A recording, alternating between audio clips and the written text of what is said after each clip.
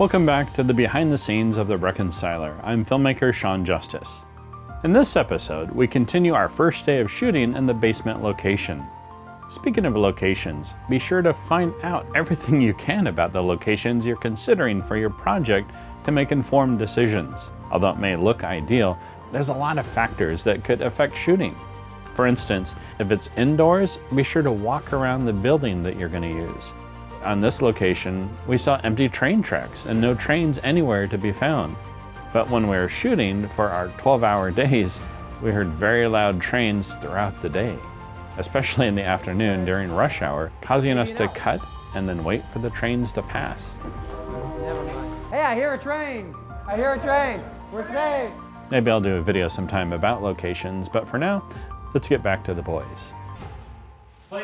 Scene one, Tomcat. Now this is the last part of that scene from the last episode where there is the stunt of him falling. And what you want to get, of course, are the reversals of the different people. So this is Scott's character responding or watching Jordan's character up on the wall. And of course there's not enough room up there. So we're having Jordan speak from nearby. If I could just get it off, maybe it opens up to something. Maybe outside, like you said. And of course I'm up there pulling focus just to make sure it's all good. But I think if I had to do the shot over, I would have lit Scott just a little bit more. And of course Scott has to expertly respond to something up on the wall, and imagining, of course, that he's talking to Jordan. Well, then calm down. Just not the fast way. Right. Moving on to the next scene, this is later in the script where they're trying to figure out, kind of talk through why they're there. Just for reference, We're having a great time shooting this intense conversation between James and Ed, and it gets really dramatic, and we're trying to come to a conclusion on why we're here. Why are we here? Why are we here right now in this warehouse? Tell us, Reconciler. Tell us right now. These guys love the camera. We will. We will find out right now. No, actually, we won't find out until we get you further on this scene. He's never going to come out of the front. He's never going to. He's just going to stay in the front. Brother. He's sitting on my brother right now, and it makes me upset. He's sitting on Jerry. Get off of Alex. It's two people just sitting there talking. And so how do you make that interesting? How do you keep some movement in the scene? And of course, you don't want to make it all handheld and exciting because it's not an exciting scene. So what you do, of course, is you add a little bit of emotion. So Kevin, when we're actually shooting, will track along like he is there, just to give a little bit of motivated movement. All right. I'm ready. All right. Back. Close up on Andrea's script notes. So after they talk, or as they're still talking, Jordan gets up and checks out the door again just to see if maybe there's something he missed. And the problem with that door is that it was on a track and the bottom was not on a track.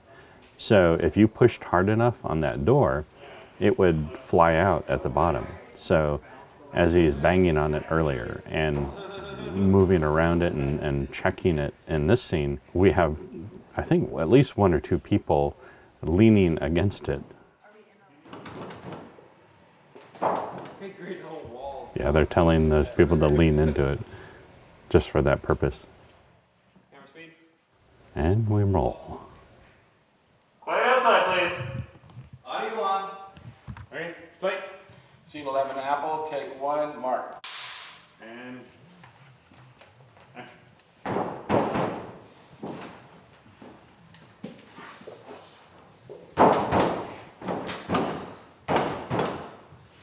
And this was a storage facility, an old storage facility near downtown Portland. So it had the old walls and a lot of character to it. And when you're searching locations, sometimes you come across locations that have the character you're looking for. Sometimes you'll find locations that are even better than what you imagine, and it just dials in for you. What I may do is do a reversal on Ed of him watching him trying to get out, so that we can then cut into this end shot anytime. Yeah. Okay, so give me a little bit of energy, maybe 10, 15 seconds, and then we give up. Got it. Action.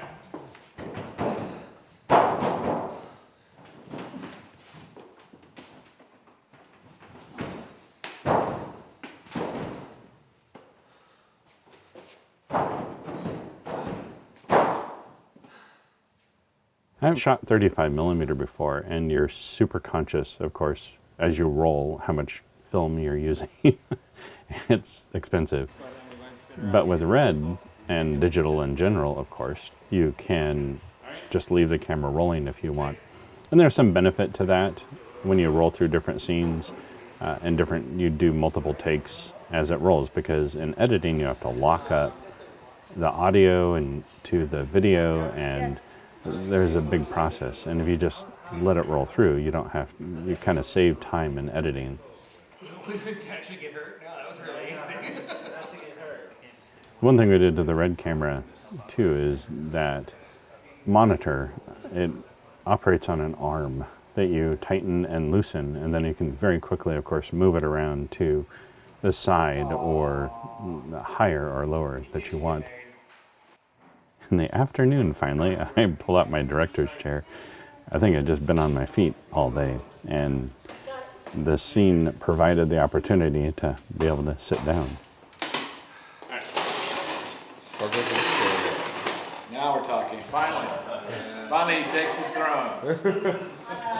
Here he goes, taking his throne. Now he's officially the director of the RECONCILER. Big man over here.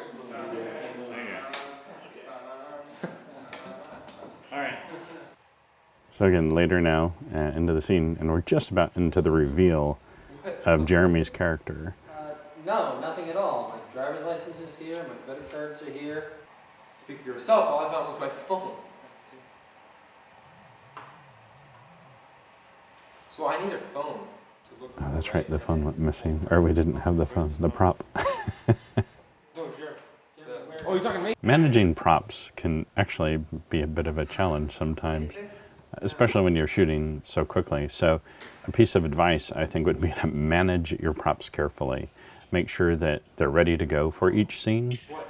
Sometimes you'll put, of course, someone in charge of props, or maybe you'll have the luxury of having an actual props person that manages that besides the production designer. On this two-shot, or we call it coverage, we had the camera on a dolly. There was just some slow move-in, move-outs. Again, there wasn't need for a lot of action in the camera or movement. No, nothing at all. I have my driver's license, my credit cards. Even all my cash is still here.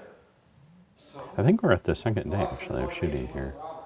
Speak for yourself, all I found was my phone. So we'll come in after this and we'll do the singles or the individual shots on each person that we'll show you in the next episode.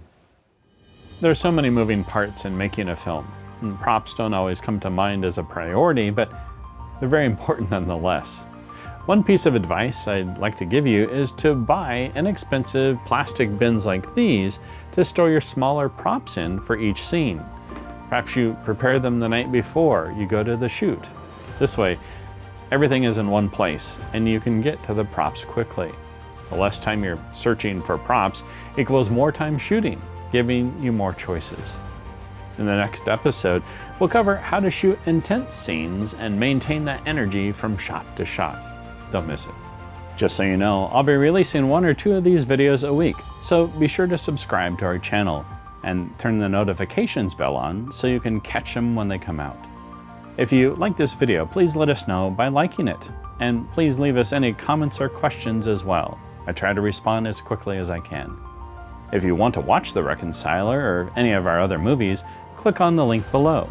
Finally, I often get questions about what training, software programs, and equipment I'd recommend for beginners. To help with this, I've set up a resources page on our site. On it, I talk about some great training courses and some other resources for filmmaking, and even list some website tools to build your own site. The final part of the resources page are kits of recommended products.